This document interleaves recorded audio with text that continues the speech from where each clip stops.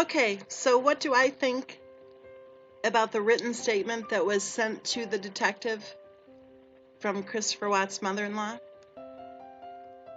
Overall, I find the statement to be very disturbing. I think it's most disturbing of all that the detectives never interviewed Christopher Watt's mom.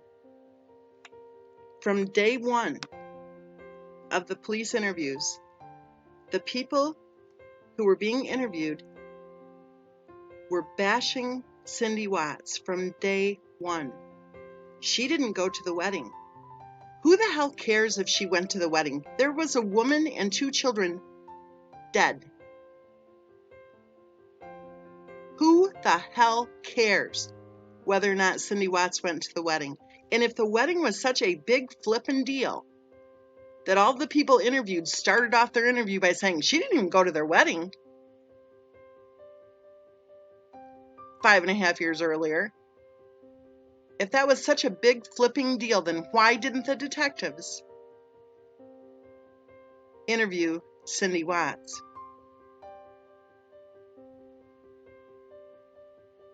Because had they interviewed Cindy Watts, they could have learned from Cindy Watts about the abuses and the attacks and the harassment that she and her family had endured before the wedding, shortly before the wedding, when her daughter-in-law returned to North Carolina shortly before the big day.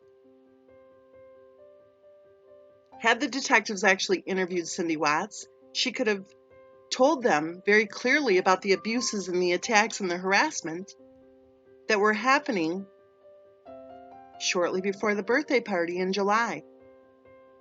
She could have also shared with the detectives the fact that she and her daughter-in-law were actually close and that they enjoyed a very healthy and loving relationship, probably one of the healthiest that her daughter-in-law ever knew, for 5.5 years straight.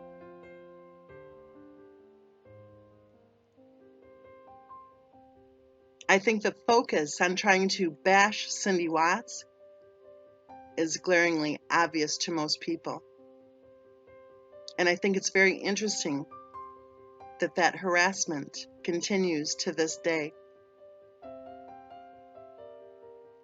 Christopher Watts' mother-in-law admitted in her statement to the detective that she refuses to speak to Cindy Watts, and that she hasn't spoken to Cindy Watts since January of 2017.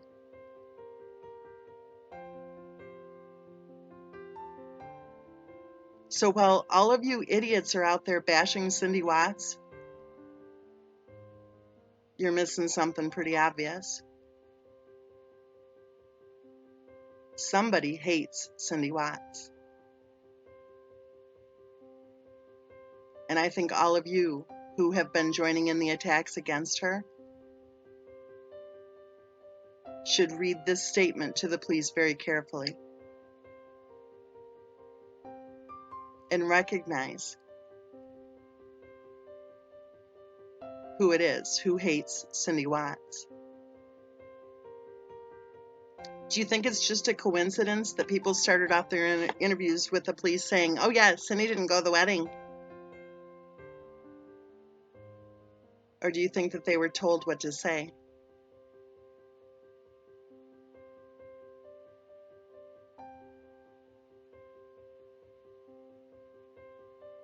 Cindy Watts does not deserve the crap that she's been getting. She does not deserve to be hated. She does not deserve to be harassed or attacked or abused. And I think that the police detectives should have interviewed Cindy Watts so that they could have learned a little bit more about the dynamics in those relationships. And they would have learned a lot more about Christopher Watt's wife, which leads me to believe that that is what the hate campaign against Cindy Watts has been about since day one, trying to destroy her credibility so that when she does speak, then people won't believe her. There's just one little problem with that. because people do believe Cindy Watts. People do support Cindy Watts. People have been watching the last couple of years at the behaviors and actions that have been going on with people attacking Cindy Watts and her response to the attacks. And over this last couple of years, Cindy Watts has gained the respect of many.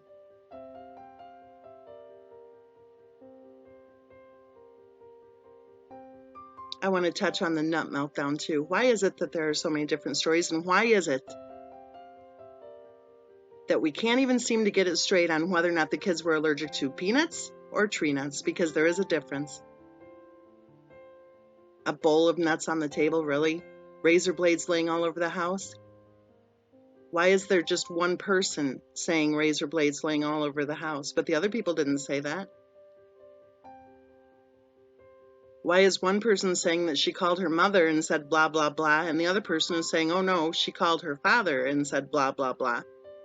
And the friend is saying, well, yeah, she went to bed and then left the next day. Well, everyone else is saying, no, she got the hell out of there right then and there.